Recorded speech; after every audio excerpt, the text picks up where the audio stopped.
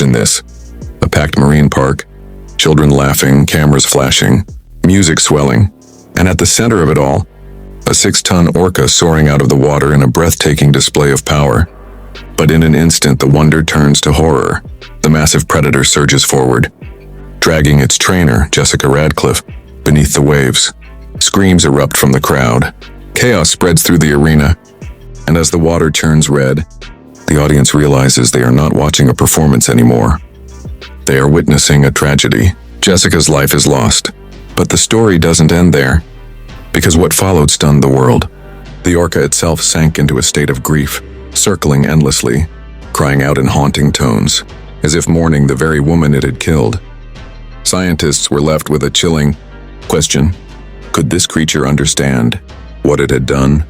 And then came the decision that would change everything. The orca could not remain in captivity. The only option was release. What unfolded next was one of the most extraordinary and controversial operations ever attempted: tranquilizers, cranes, convoys, and finally, the open ocean, where the giant predator was set free. This is not just a story of tragedy. It is a story of captivity, intelligence, and a lesson humanity cannot ignore. Wildness cannot be caged without consequence. The orca's last performance. The sun had barely risen over the marine park that morning. The air was filled with the usual buzz of excitement. Families streaming through the gates, children holding balloons eager for a day of wonder.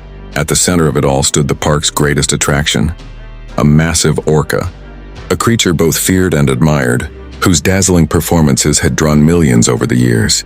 But on that fateful day, what began as spectacle and celebration would descend into unthinkable horror.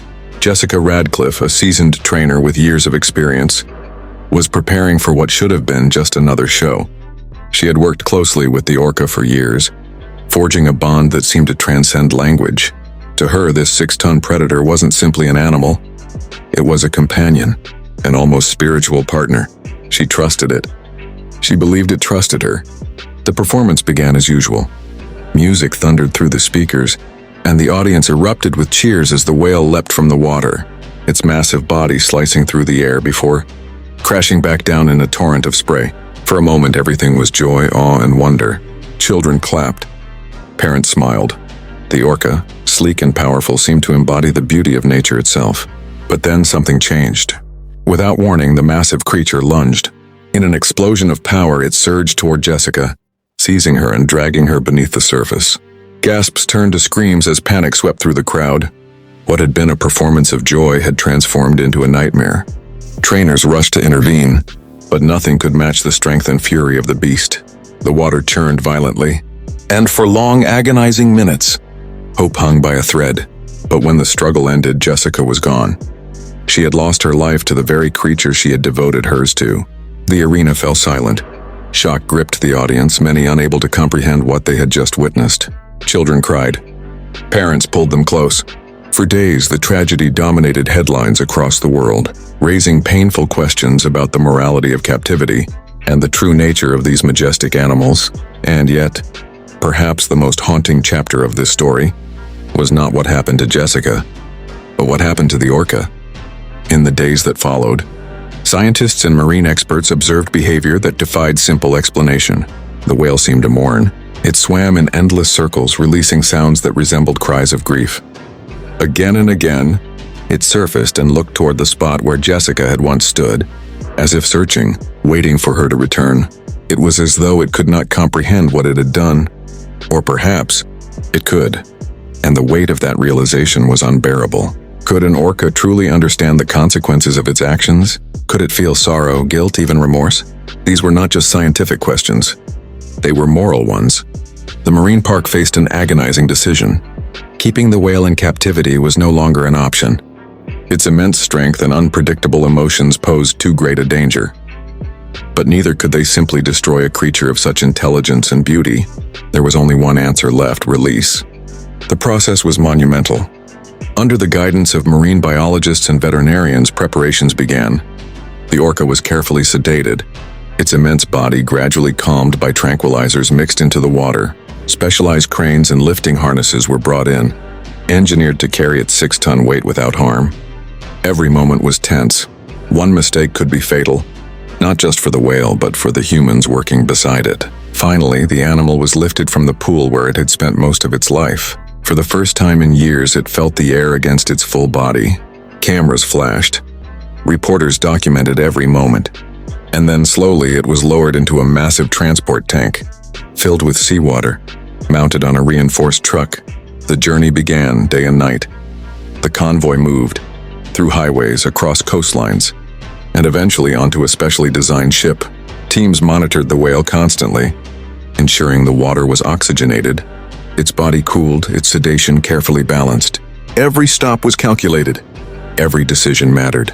And then, after weeks of preparation, the final destination was reached, the open ocean. The moment was historic. Hundreds gathered along the shore to witness what few had ever seen before. Scientists, journalists, activists, and ordinary people stood side by side, their eyes fixed on the massive crane that lowered the Orca into the sea. The ropes released, the water embraced its body once more.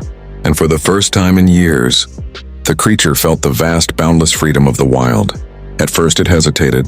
The sedation still lingered. Its movements were slow, uncertain. But then, with a powerful thrust of its tail, it surged forward. The crowd gasped as the whale cut through the waves, disappearing into the deep blue expanse. It was free. And yet the image of its final days in captivity lingered in the minds of all who had witnessed them. The whale's cries, its restless circling, its apparent grief. This story is more than just a tragedy of one woman's life or one animal's captivity. It is a mirror held up to humanity itself. Orcas are not mindless performers. They are creatures of extraordinary intelligence, complex emotion, and deep social bonds. In the wild, they are hunters, travelers, communicators, beings whose lives stretch across vast oceans. But in captivity, stripped of freedom, isolated from their kind, their very instincts twist into frustration, despair, and rage. The death of Jessica Radcliffe and the haunting release of the orca that killed her stands as a reminder that the ocean is not a stage, and wildness cannot be caged without consequence. In the end, the orca did not just reclaim its freedom, it reclaimed its identity. And as it vanished into the horizon, one truth remained undeniable. These creatures were never meant to perform for our amusement. They were meant to live, to roam, to thrive, powerful, untamed, and forever at peace with the sea. If stories like this move you, if you believe in uncovering the truth behind the headlines, then join us. Hit subscribe and tap the bell icon so you never miss the next chapter of these powerful stories.